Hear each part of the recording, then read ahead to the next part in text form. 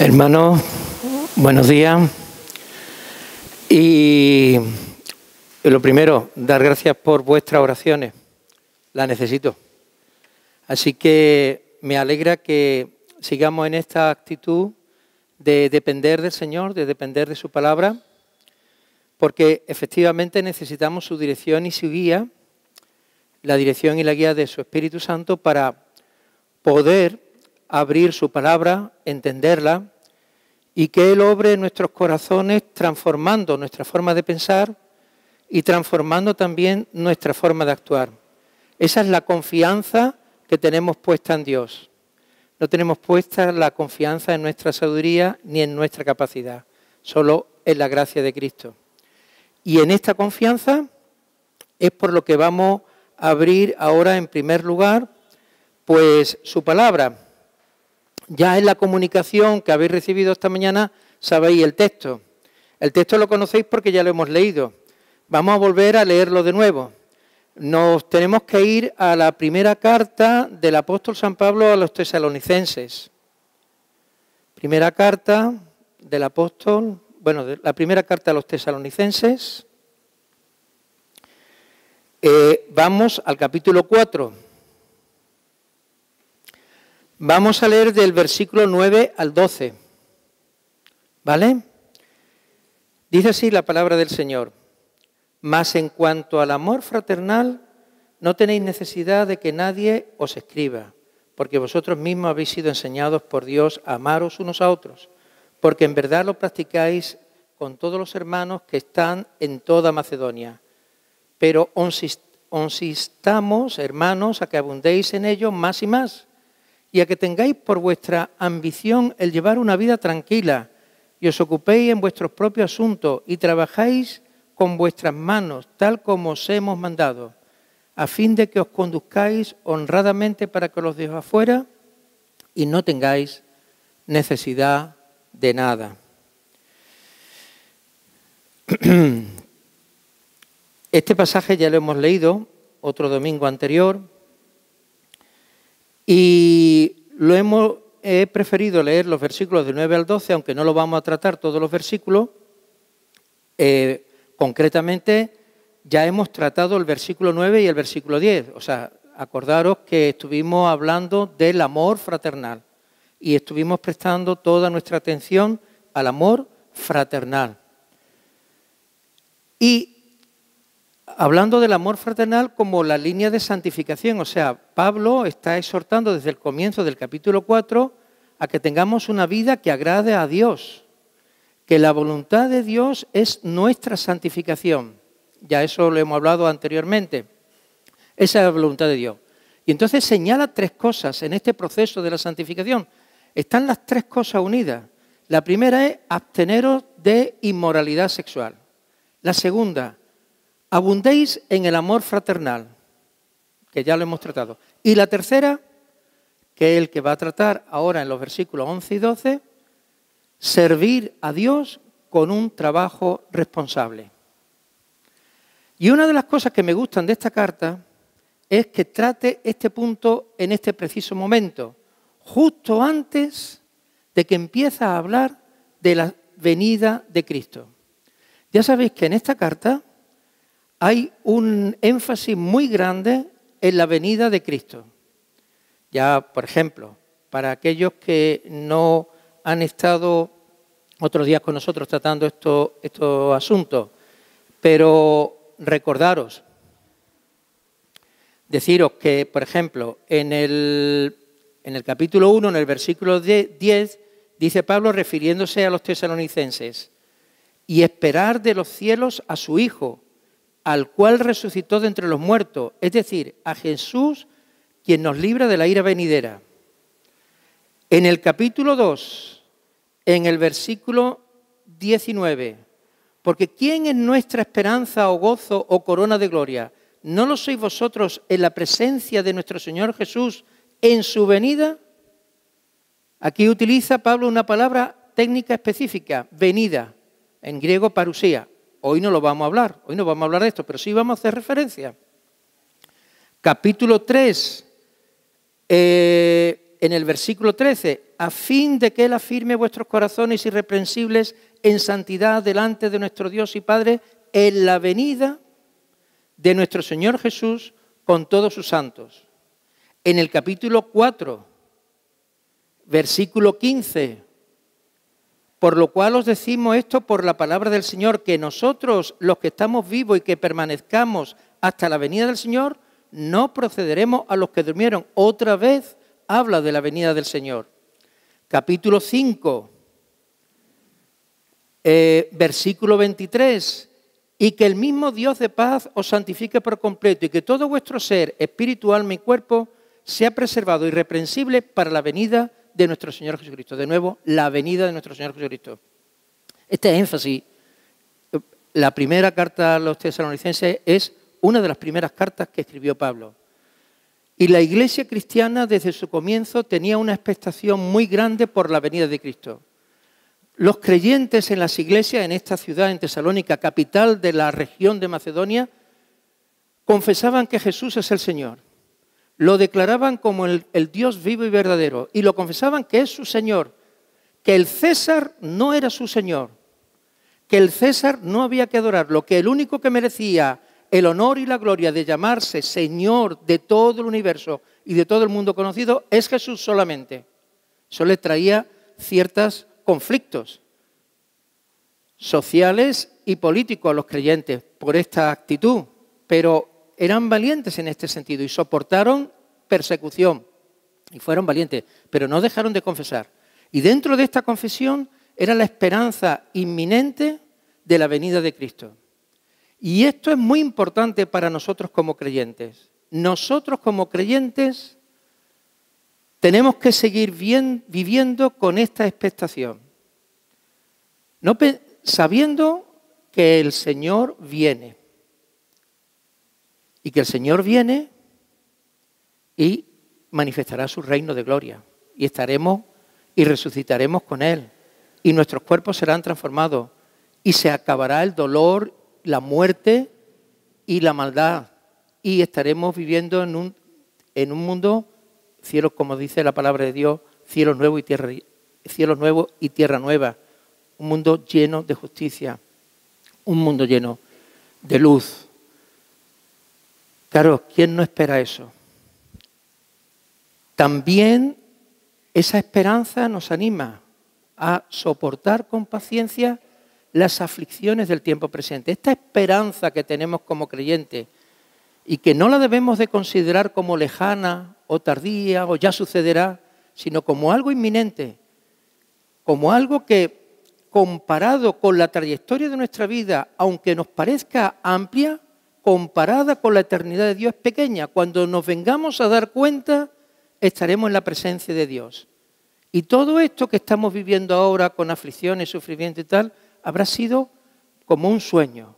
Aunque ahora nos parezca que no termina o aunque ahora parezca que el Señor se tarda. Pero ya lo veréis.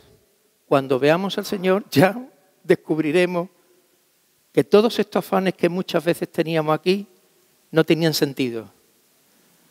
Y que comparado con la gloria de Cristo, nada de las aflicciones presentes realmente nos debe perturbar. Y esta esperanza para el creyente es importante, sobre todo cuando el creyente está pasando en persecución y está en aflicción.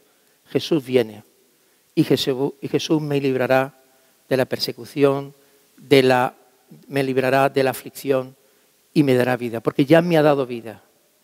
Ya me ha dado vida. Ahora ya estoy disfrutando de las bendiciones del reino venidero y ya estoy disfrutando de las bendiciones espirituales, que no son bendiciones económicas, no son bendiciones de éxito, es la bendición de estar reconciliado con Dios y tener paz con Dios, es la bendición de tener la vida de Cristo dentro de ti, es la bendición de que definitivamente Dios ha transformado tu corazón, te ha dado un corazón nuevo por la obra del Espíritu Santo, al cual puedes clamar a Dios, Padre, Abba, Padre, cosa que antes no podíamos hacer.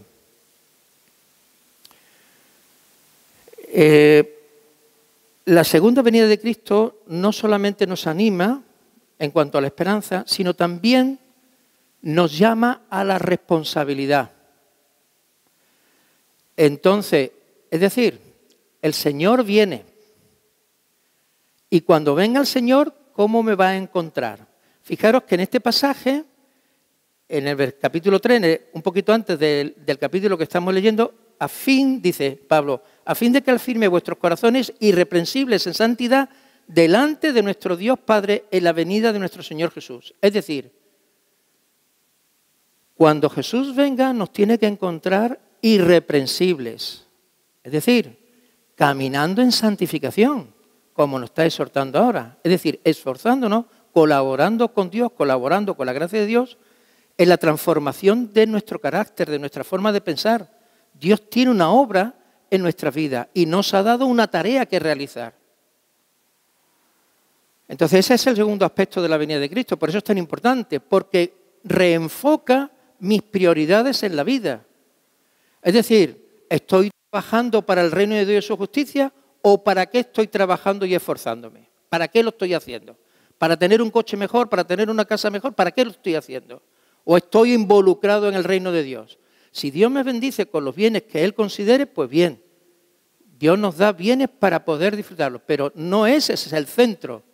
El centro es el reino de Dios y su justicia. Y eso es lo que tenemos que pedir a Dios que transforme. Entonces, cuando venga Jesús, nos tiene que hallar irreprensibles. Irreprensible no significa perfecto en todo, pero sí trabajando y esforzando con la gracia de Dios, porque nosotros no podemos solo hacerlo, necesitamos la gracia de Cristo y el poder de Cristo obrando nosotros, pero nosotros colaboramos, nos ponemos a disposición y buscamos la relación de Dios. Gracias. Gracias por recordármelo. Me tienen que recordar hasta que tengo que...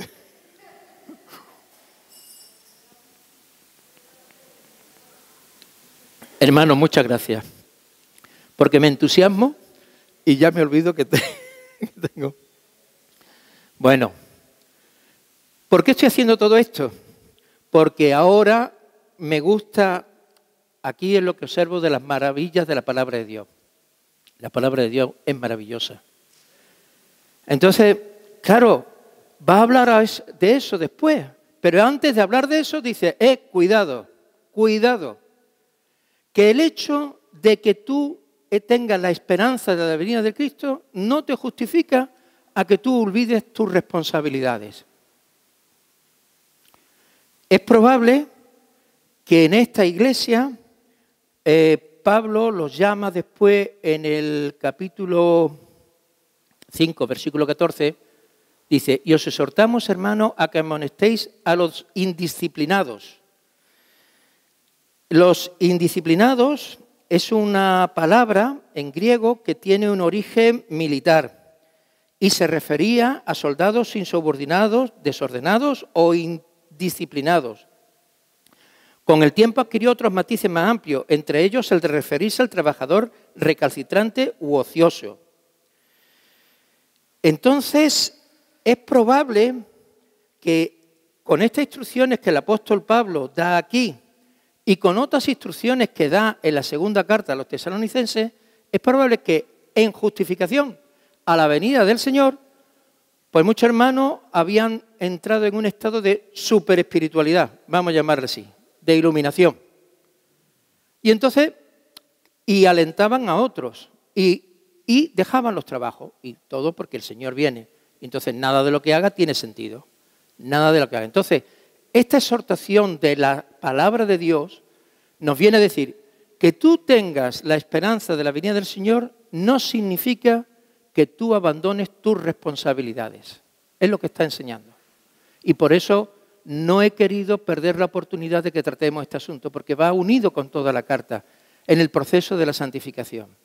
Es decir, sí a la expectación y a la esperanza y el entusiasmo por la venida del Señor. Pero el Señor nos ha dado una tarea que realizar. A través de nuestro trabajo estamos haciendo bien en este mundo. Aunque ya sabemos que la solución definitiva es el reino de Cristo, eso no significa que nosotros no estemos laborando y sirviendo a Cristo aquí para hacer el bien a otras personas. Y eso lo hacemos a través del trabajo. A través de nuestro trabajo estamos sirviendo a otros. Muchas veces en la iglesia pensamos que el servicio al Señor es solo las personas o que predican o que se dedican a la obra o que son misioneros. Y poco valor se le da a los hermanos que con fidelidad, honestidad y responsabilidad están trabajando, están en sus puestos de trabajo y están dando testimonio en su puesto de trabajo y están misionando también. Por lo tanto, a mí no me gustan las especificaciones. Aquí los que están entregados al Señor y aquí, bueno, los que viven una vida normal. Oye, no, vamos a ver, es que el trabajo es tan importante como el que está predicando. El trabajo que tú estás realizando en tu servicio al Señor es tan importante como el que puede estar realizando otro hermano en un servicio de la iglesia. Y no debemos de minusvalorar el esfuerzo que muchos de vosotros hacéis a lo largo de la semana, sirviendo al Señor, buscando la dirección del Señor para servirle. Porque esa es otra de las instrucciones de la palabra del Señor, ahora después lo veremos. Servir al Señor no sirviendo a los hombres, trabajando no sirviendo a los hombres, sino sirviendo al Señor mismo. Si tú eres un creyente que tu trabajo te lo tomas como que estás dando cuenta al mismo Cristo, Cristo te recompensará cuando venga. Te recompensará, porque Dios sí conoce tu corazón, tu jefe no, pero Cristo sí. Y sabrás por qué hiciste y no hiciste las cosas. Y con qué esfuerzo y con qué paciencia tuviste que aguantar muchas veces muchas cosas que te frustraron y te desalentaron. Pero que por amor a Cristo tú seguiste ahí al frente, adelante. Por amor a Cristo, porque sabía que tú estás sirviendo y que Cristo te ha dado una tarea. Bueno, sobre ese tema del trabajo, claro, es un tema delicado. Entonces Dios nos da la oportunidad para tener un trabajo, nos da la oportunidad que a través del trabajo nuestras vidas sean santificadas también. Nuestras vidas sean también santificadas. En los países donde se extendió la Reforma, esto fue un impacto muy grande. Porque en los países con otra orientación cristiana, el trabajo era considerado como algo servil, vil y para personas de baja reputación. Los nobles y los aristócratas no debían molestarse con el trabajo. En cambio, en los países que asumieron la Reforma, entendieron las directrices que marcaba la palabra de Dios y la importancia del trabajo en la vida del creyente.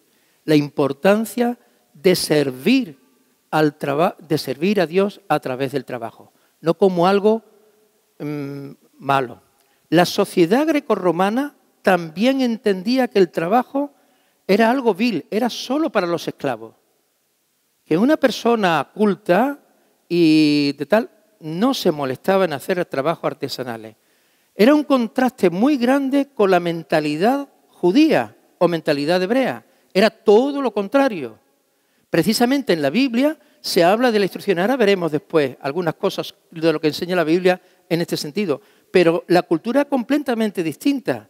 Todos los rabinos, por ejemplo, aprendían un oficio de pequeño. O sea, y ahora veremos el ejemplo de Pablo. Es decir, la importancia del trabajo, y esto lo vamos a ver en el Evangelio, lo vamos a ver en el propio ejemplo de Pablo y lo vamos a ver en la Biblia. Y vaya a verlo, o sea, que la importancia del trabajo. No solamente es un derecho reconocido, sino es algo importante. Bueno, pues viendo todo estos asuntos, vamos a ir un poquito a ver algo que ya vimos la semana pasada, que nuestro hermano Boris nos habló recordándonos el pasaje del capítulo Génesis, del capítulo 2 del libro de Génesis. Aprovecho para no extenderme, porque ya muchas cosas se fueron tratadas la semana pasada, y una de las cosas que dijo Boris fue que el trabajo es un regalo de Dios, ¿no? Dentro de los regalos. Me ha dicho que sí, menos mal, no me he equivocado. Entonces, Bueno, no hace falta que lo busquéis. Efectivamente, yo simplemente voy a recordarlo, el pasaje, no lo busquéis, no dejéis la Biblia de tenerla en el capítulo, en el capítulo de Tesalonicenses, ¿de acuerdo? Y recordando lo que ya estuvimos recordando la semana pasada, hay un pasaje importante, ¿no?, en el que el Señor, una vez que ha creado al hombre, a Adán, lo pone en el huerto de Edén y entonces Yahvé Dios tomó al hombre y lo puso en el huerto del Edén para que lo cultivara y lo cuidara. Es decir, en el mismo momento de la creación del hombre, ya Dios le encarga una tarea: cuidar el jardín del Edén. Cultivarlo y cuidarlo. Otras versiones, me parece que la Reina Valera dice guardar. Ese lugar del huerto de Edén no es solamente, aparte de ser un jardín deleitoso donde Dios había hecho crecer abundantemente todo árbol bueno para la vista y para el alimento del ser humano, perfectamente, de todo el huerto del Edén estaba lleno de todas delicias. Todas las necesidades nutricionales estaban allí cubiertas. No solamente nutricionales, sino de buen ambiente, para la vista, para admirar lo bello. Era un jardín precioso. Todavía muchas veces nosotros nos sorprendemos cuando vemos un jardín bien cuidado y arreglado.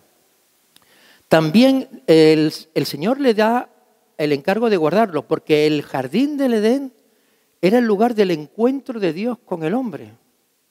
Vemos cómo Dios tiene un diálogo con el hombre. No lo tiene con los animales, lo tiene solo con el hombre. Y el hombre se le dio el encargo y la responsabilidad de cuidar el jardín, de cuidar los árboles, de cuidar también los animales.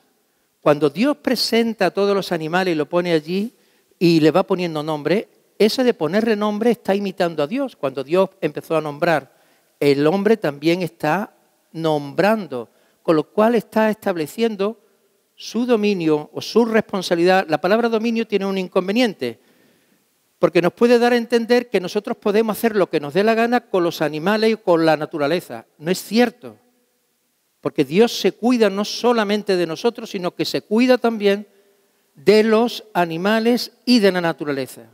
O sea, nosotros, Dios nos ha dado una responsabilidad sobre esta tierra, y esa responsabilidad la tenemos que hacer de acuerdo a la voluntad de Dios, y eso lleva un cuidado. No podemos dominar, no significa que hago lo que me parece, no. Significa o cumplo la responsabilidad con la cual Dios nos ha dotado de las capacidades que tenemos para poder hacer que lo que ya Dios ha hecho produzca más fruto. Que donde no hay agua sea el agua conducida. Donde los árboles necesitan ser podados, se poden para que den más fruto. Para que el hombre intervenga, para que produzca más lo que Dios ha dado. Ese plan que Dios hizo desde el principio, lo hizo desde el principio, que la intervención del hombre como representante de Dios, como su dignatario encargado por Dios mismo y dotado de las capacidades hecho a la imagen de Dios para glorificar a Dios en el ejercicio de las funciones y de las capacidades que Dios le ha dado. Entonces, el trabajo no se ve desde el principio como algo tedioso, fatigoso y molesto. El trabajo es visto como una realización y sobre todo como un servicio a Dios, porque ese trabajo que realizaba Adán era en obediencia a Dios. Dios ordenó a Adán, de todo árbol del huerto podrás comer, pero del árbol del conocimiento del bien y del mal no comerás, porque el día que de él comes ciertamente morirás. O sea, dio una orden. A través de esta orden, de este mandato, el hombre en confianza y en amor y en sumisión a Dios, glorificaba a Dios. y Dios, a través de su gracia y a través de las capacidades que Dios había dado, su nombre era glorificado.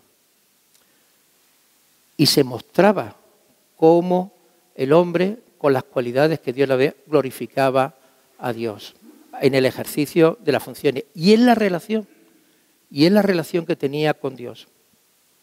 Ya sabemos que todo esto se trastocó porque el hombre desobedeció el mandato. Al desobedecer hubo consecuencias, hubo un juicio de Dios. Y concretamente, para no gastar mucho tiempo, vamos directamente a las palabras que Dios pronuncia sobre Adán. Por cuanto has escuchado la voz de tu mujer y has comido del árbol del cual te ordené diciendo, no comerás de él, maldita será la tierra por tu causa, con trabajo comerás de ella todos los días de tu vida. Espinos y abrojos te producirá y comerás de las plantas del campo. Con el sudor de tu rostro comerás el pan hasta que vuelvas a la tierra, porque de ella fuiste tomado, pues polvo eres y al polvo volverás. Resaltaros que el Señor juzga a Adán y hay una condena. Se ejecuta la advertencia. El día que de él comeres, ciertamente morirás. Y el hombre murió en dos aspectos. Murió espiritualmente el mismo día, ya se sentía avergonzado, se escondía de Dios, pero es que después también iba a morir físicamente, que es lo que señala ahora aquí. El hombre pierde la posibilidad de participar del árbol de la vida, que después es restaurado a través de Cristo. Es Cristo el árbol de la vida. Que Dios en su gracia pues nos permite, porque Él nos libera, no somos nosotros con nuestro esfuerzo, es Él el que nos trae la salvación. Bueno, después de la sentencia, Dios está actuando aquí como un juez y pone a todos los intervinientes con el delito que se ha cometido. Observar que con la serpiente no tiene diálogo, ¿eh? Bueno, no tiene diálogo, no hay preguntas. Solamente pregunta al hombre y a la mujer. A la serpiente ni siquiera le pregunta, ejecuta. Dice, hace, pam, pam, pam, fuera. A la mujer darse y viene al hombre, el texto que hemos leído. Os quiero resaltar que aunque hay una sentencia condenatoria, como en cualquier tribunal, como ocurre en nuestros días, sin embargo, no hay una maldición del hombre ni de la mujer. Quiero que notéis este detalle. La serpiente en este juicio sí es maldita. La serpiente sí es maldita. Maldita serás más que todos los animales. Maldita. Al hombre Dios se abstiene de pronunciar estas palabras de maldición. No lo hace. No lo hace. Dice, maldita será la tierra por tu causa. Es decir, el hombre es quitado del huerto de Edén y la tierra que ya proveía los bienes de forma natural, ahora el hombre va a obtener esos bienes y esos frutos con el esfuerzo, con cansancio y con fatiga. Ya no va a ser placentero como en el huerto del Edén. Lo que ha cambiado, lo que ha sido maldecido ha sido la tierra, no Adán ni Eva. Han sido condenados y, lógicamente, están, pero Dios no ejecuta inmediatamente. Dios en su misericordia provee un Salvador que va a venir después más adelante y promete un Salvador que liberará al hombre de esta condena, que lo separa de Dios, que lo perdona de toda separación y de todo pecado. Es a partir de este momento de la caída cuando el trabajo se vuelve alienante, se vuelve molesto, se vuelve fatigoso. Es a partir de ese momento, pero es porque la tierra ya va a producir, pues como dice el texto, espinos, etcétera, que van a impedir, que va a costar, que va a ser necesario un esfuerzo y un desgaste. Pero estas situaciones, por eso ese sentido del trabajo, pero precisamente por eso la instrucción de Pablo, en este sentido, en el pasaje que estamos viendo, es precisamente en este trabajo, que es donde nos vamos a desgastar y vamos a casar, en Cristo es el medio que Dios va a utilizar para santificación. De tal manera que en Cristo el trabajo ya no es algo tedioso, fatigoso. Puede serlo, pero ahora tiene otra nueva orientación. Tiene una nueva orientación que es la voluntad de Dios, que a través del trabajo que Dios nos ha dado a cada uno o que podemos realizar, pues nos permite santificarnos, nos permite servir a Dios y nos permite producir bien. ¿De acuerdo? Este pensamiento, he pegado un salto muy grande y he suprimido muchas cosas porque veo el tiempo y no quiero agotaros, ¿no? Y quiero centrarme en la exhortación de la propia palabra de Dios. Pero simplemente para que veáis esta orientación del trabajo, ¿no? Pues os voy a leer un pasaje que vosotros mismos conocéis mucho también, que se encuentra en el capítulo 5, el capítulo 4 de Efesios, en el versículo 28. No hace falta que lo busquéis, os lo leo. El que roba, no robe más, sino más bien que trabaje, haciendo con sus manos lo que es bueno, a fin de que tenga que compartir con el que tiene necesidad. ¿De acuerdo? Entonces, aquí, fijaros, Pablo la exhortación que está dando en otra carta es que el trabajo, como hemos dicho al principio, es una oportunidad de hacer bien, de servir. El trabajo no está orientado con el afán desde el punto de vista cristiano, del afán de atesorar, el afán de tener para atesorar, sino el trabajo tiene una vocación de servicio, una vocación en la cual nosotros estamos colaborando con muchas otras personas a transformar este mundo, a mostrar la bondad de Dios a través de un trabajo, en el caso de los creyentes, sometido a Cristo y rendido a Cristo. Vamos entonces a nuestro pasaje y vamos a sacar instrucciones del Señor para nuestras vidas.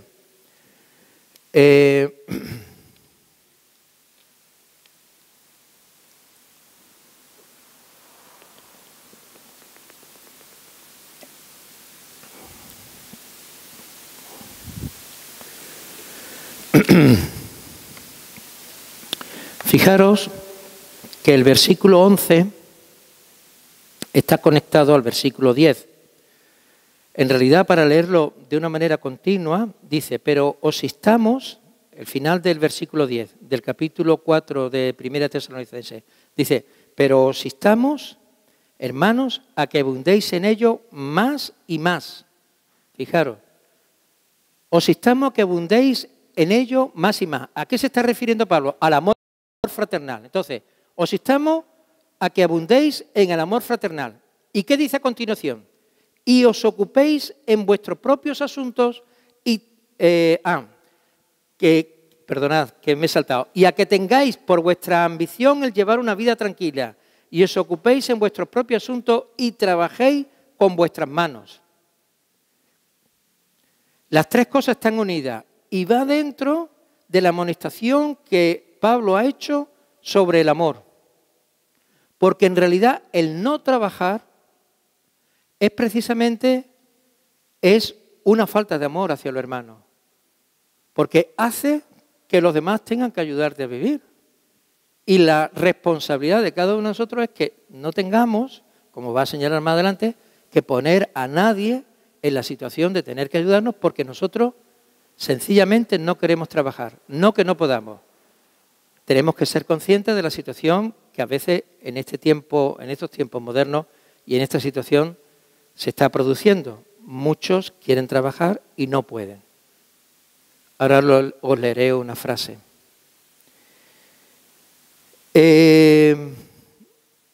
Pero uno, lo que estaba diciendo, uno no quieren trabajar y no pueden porque las circunstancias la sociedad industrializada y ahora es muy complejo una situación. Pablo no está hablando de esto. Pablo está hablando de aquellos que pudiendo trabajar no quieren trabajar. De eso está hablando. Y eso lo considera como una falta de amor fraternal, porque pones a otros en la necesidad de tener que ayudarte a la iglesia. Y entonces en ese aspecto, bajo ningún concepto. Pablo está diciendo aquí que tengáis por vuestra ambición el llevar una vida tranquila. En realidad, eso es lo que viene a señalar. Lo que viene a señalar es que lo que está diciendo ahí Pablo se podría traducir de otra manera. Dice, vuestra lucha consista en no tener lucha. Es decir, porque ahí el verbo que se está utilizando es que vuestra ambición, es decir, vuestra inquietud sea el no estar inquietos. O que vuestra ambición sea no tener ambiciones, o que os inquietéis por vivir quietos. Es una paradoja, pero Pablo está diciendo, haced que vuestra ambición sea no tener ambición o afanes por vivir sin afán.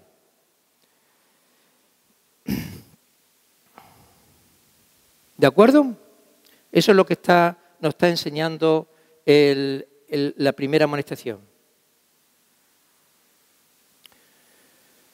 Probablemente estas personas que estaban abandonando estaban perturbando la vida de la iglesia, estaban inquietando, ellos estaban inquietos, estaban inquietando. Entonces, por eso pone estas primeras, inquietando ellos y los demás por la proximidad de la venida de Cristo. Y entonces, bueno, venga, que esto tenemos que orientar la vida de esta forma, no podemos seguir con nuestra faena y nuestras responsabilidades. Y entonces estaban inquietos ellos por una idea raras también y también inquietando al resto de la iglesia.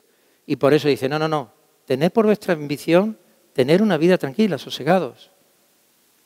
Cumplir vuestras responsabilidades, tener la esperanza de venir de Cristo, pero que no sea para produciros inquietud o temor o expectativas súper espirituales, no. Cumplir con vuestras responsabilidades. Os ocupéis en vuestro propio asunto y trabajéis con vuestras manos, tal como os hemos mandado.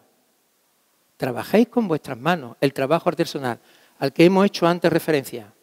El propio apóstol Pablo da ejemplo de esto aquí en la misma carta.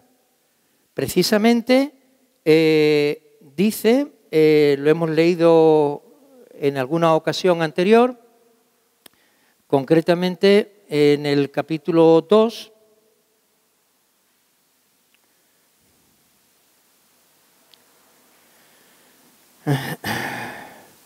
porque en el versículo 9 dice, porque recordáis, hermanos, nuestros trabajos y fatigas, cómo trabajando de día y de noche para no ser carga a ninguno de vosotros, os proclamamos el Evangelio de Dios. Os proclamamos el Evangelio de Dios. Y en el libro de los Hechos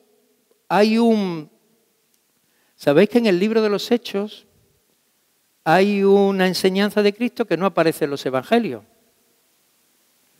Precisamente en relación con esto, que lo conocéis también, muchos de vosotros ya lo conocéis, pero cuando Pablo está en Mileto despidiéndose de los ancianos de Éfeso, en ese momento pues está despidiéndose, está dando, y hay unas instrucciones, voy a leer la parte final de sus instrucciones. Dice, ahora os encomiendo a Dios y a la palabra de su gracia, que es poderosa para edificaros y daros la herencia entre todos los santificados. Ni la plata, ni el oro, ni la ropa de nadie he codiciado. Vosotros sabéis que estas manos me sirvieron para mis propias necesidades y las de los que estaban conmigo. En todo os mostré que así, trabajando, debéis ayudar a los débiles y recordar las palabras del Señor Jesús que dijo, más bienaventurado es dar que recibir. Estas palabras de Jesús no aparecen en los Evangelios, aparecen aquí en el libro de los Hechos. Ya sabéis que el apóstol Juan, cuando termina su Evangelio, dice, el Señor hizo muchas cosas, enseñó muchas cosas y no se han registrado todas. Se han registrado las que dan testimonio de que Él es el Hijo de Dios, para que creyendo en Él tengáis vida eterna.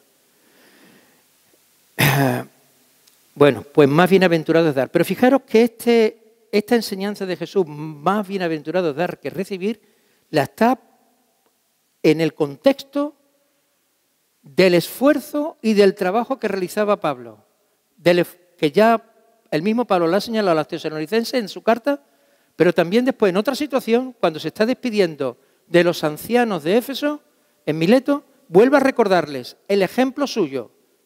Yo me esforcé, trabajé, no codicié a nadie, no pedí a nadie, sino estas manos las utilicé. Esto es importante, este concepto, porque acordaros del propio Jesús. El propio Jesús, la mayor parte de su vida, vivió como carpintero. No vamos ahora a mirar el versículo. El Evangelio está. Vivió como carpintero. La gente de su pueblo en Nazaret dijeron, ¿no es este el hijo de, no es ese carpintero? ¿No están aquí sus hermanas? La mayor parte de la vida, salvo los 3 últimos años de ministerio de Jesús, que fue consagrado a la proclamación del reino de Dios, pero la mayor parte de su vida vivió como un artesano. Ya sabemos que en la cultura judía esto era un valor. No era algo como en la sociedad grecorromana que se consideraba algo vil, sino como un honor. Y eran enseñados desde el principio para esto, para el trabajo. Cuando Jesús llama a sus primeros discípulos, los llama estando ellos ya trabajando. Cuando Jesús llama a Pedro, está faenando, está echando la red en el mar, con un sistema que ahora se me ha olvidado el nombre. Hay un sistema para echar la red, como lo estaban echando ellos en el mar. Pero estaba faenando, le dices, sígueme y os haré pescadores de hombres. Le cambia el trabajo. A Jacobo y a Juan igual. A Mateo igual.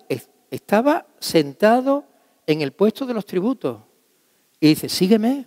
E inmediatamente se levantó. Dios no llama a su ministerio a personas ociosas. Y esto nos da una pauta importante. Sobre todo cuando los hermanos nos queremos dedicar al servicio y al ministerio.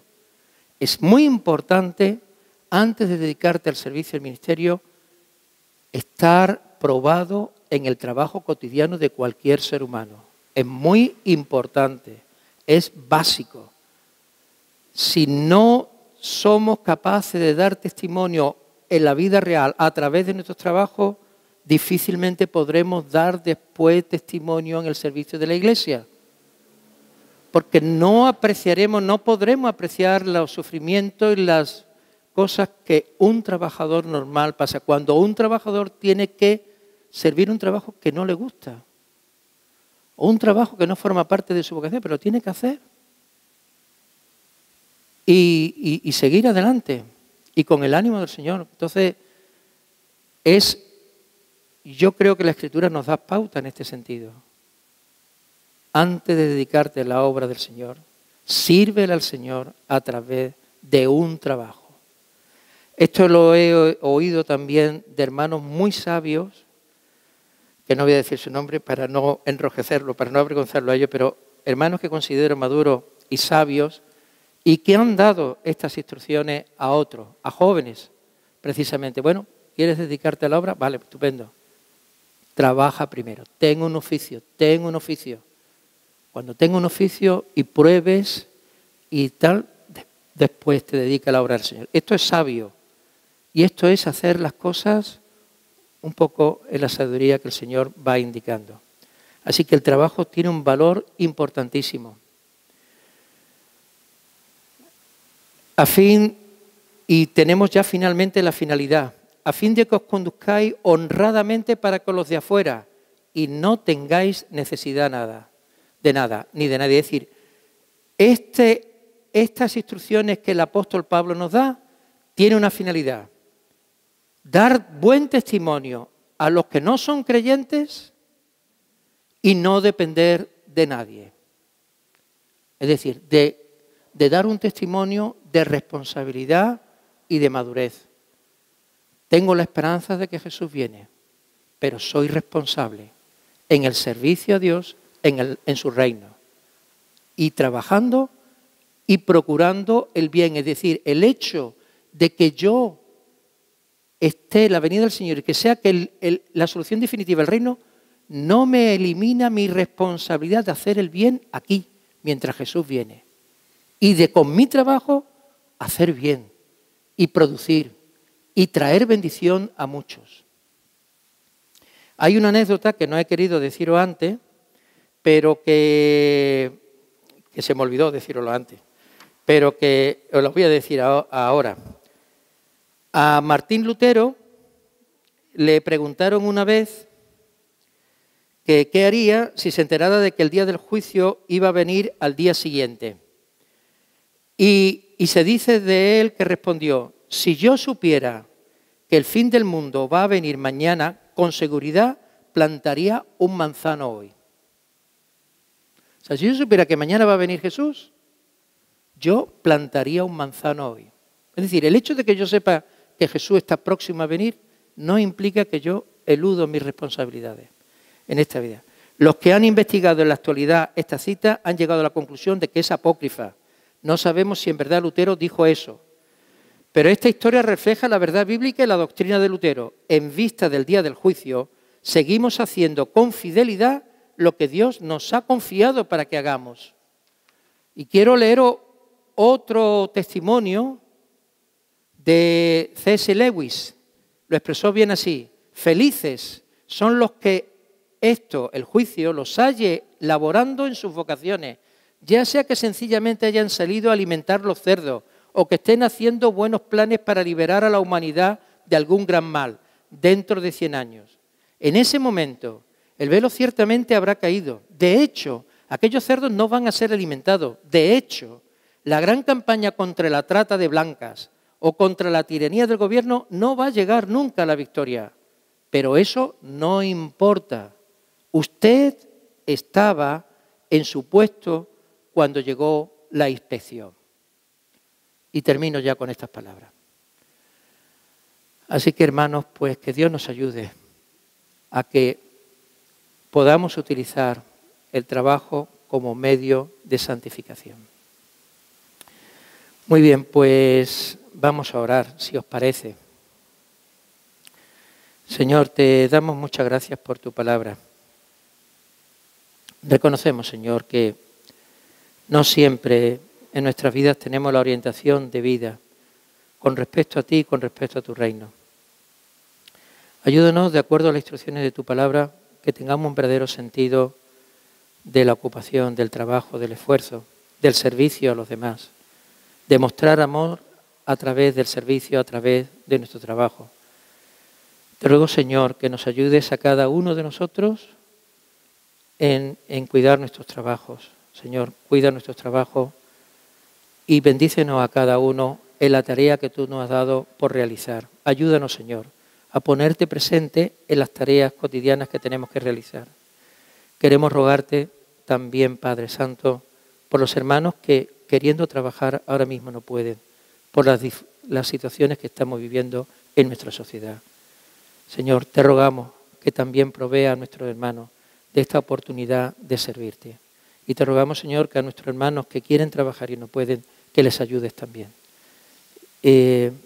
Señor, ayúdanos a todos y líbranos de ser personas ociosas, desocupadas, sino que estemos laborando cada uno en la tarea que tú nos has puesto a cada uno para el servicio a ti y a tu reino. Esperamos tu venida, esperamos la gloriosa venida de nuestro Señor Jesucristo, al cual confesamos como Señor de todo, Señor de los cielos y de la tierra, y a Él le pertenece todo el honor y toda la gloria.